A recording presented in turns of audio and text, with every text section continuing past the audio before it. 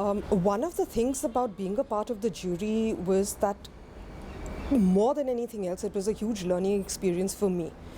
I'm familiar with the Western Himalayas, not so much the Eastern Himalayas. So in terms of the very large number of applications that did come in from the eastern regions, for me, it was just a complete learning experience and in many ways also challenging to think through applications from the point of view of a fellowship in terms of what we should think is important or what we should be perhaps considering.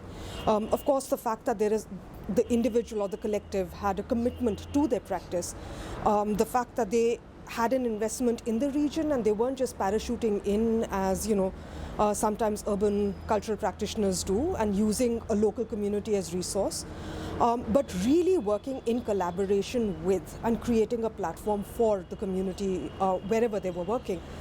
The other thing that was particularly exciting for me, given my research interests, is that I think there were very few applications, and certainly not in the cohort the way the fellowships turned out, is that nobody was working with discrete art objects as commodities, right?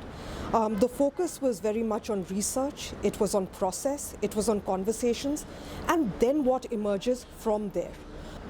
I suppose both challenging but also enriching for me was to see how the different projects could potentially speak to each other and how, let's say, the disparate questions coming as they were from different regions but also the research questions that they were asking could perhaps enrich the other fellows' investigations, as it were.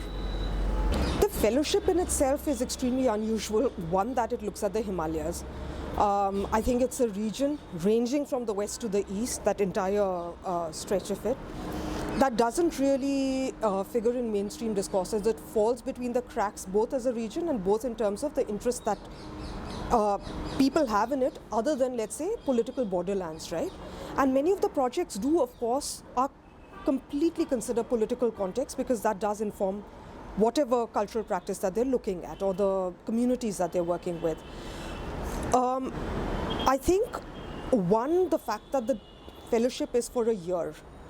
Two, the fact that there is a system of mentorship available in different degrees and in different ways, which is specific to the project. It's not a one-size-fits-all model.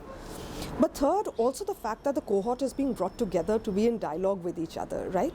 So it's not people working in isolation, sort of shut off from the world or shut off from each other, but the fact is that you're actually then bringing the Himalayas into conversation with itself from the west to the east, and that helps to actually throw light on how complex this entire region or many regions and cultures that exist within the Himalayas are. And I think that is going to be the value of the fellowship after a year, because I think a lot of the fellows in the best case scenario will actually be left with more questions than sort of ready pat answers in terms of finished projects. And hopefully this will also have a sort of knock-on effect or a ripple effect on practice within the regions, right? In that it won't just be a finished project and that's it and ended, but hopefully this will carry forward in meaningful ways as well in the region.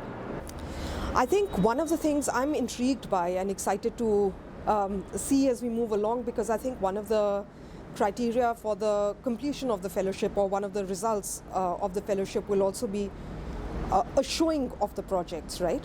And I'm interested in seeing how process-based or research-based projects manifest in an exhibitionary format or are given form in particular ways, right? Because that is not necessarily intrinsic to the research proposals or the fellowship projects themselves, but I'm interested in seeing how this kind of forms or formulates by the end of the fellowship year.